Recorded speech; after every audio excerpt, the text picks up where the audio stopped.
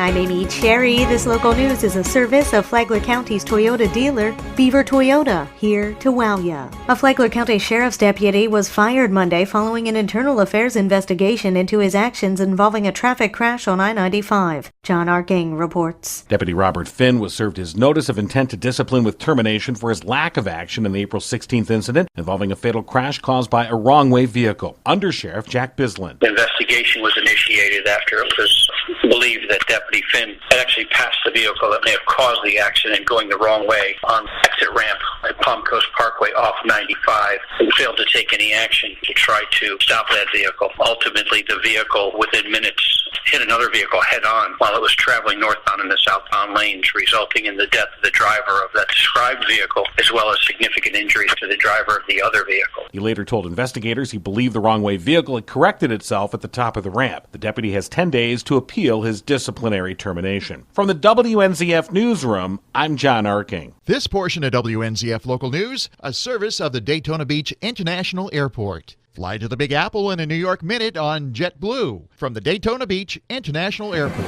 We have a motion on the floor and a second to reject the contract. Bunnell is back to the drawing board when it comes to finding a city manager. The commission had offered the job to Martin Murphy, but when he was called by phone Monday night to discuss his contract, commissioners got...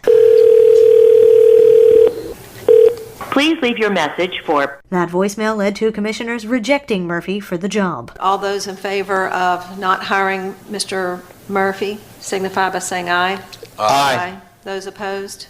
Nay. So we have 3 ayes and 2 nays, which means we're not hiring Mr. Murphy this time. Commissioner John Soule had been one of Murphy's supporters but had changed his mind after Murphy abruptly left a special meeting last week when the commission met to discuss his negotiation demands. What I see here is an enthusiasm gap on the part of Mr. Murphy and on the part of this commission. I don't have an appetite for hiring Mr. Murphy at this point, and therefore I will absolutely be voting no. Police Chief Tom Foster will continue on as interim manager. City commissioners will meet again next week, each with a name from a pool of 23 applicants to interview.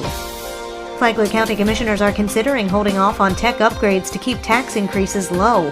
Commissioners are also considering reducing county contributions to health insurance reserves for employees. Commissioner Nate McLaughlin. What are the folks getting for their dime? And that's very important, and that's the hard balance every year that we work on wholeheartedly to balance between keeping taxes low and the cost of doing business going up, and we work very hard at that. He says commissioners have yet to come to a consensus on a tax rate, but he says it won't exceed 20 cents.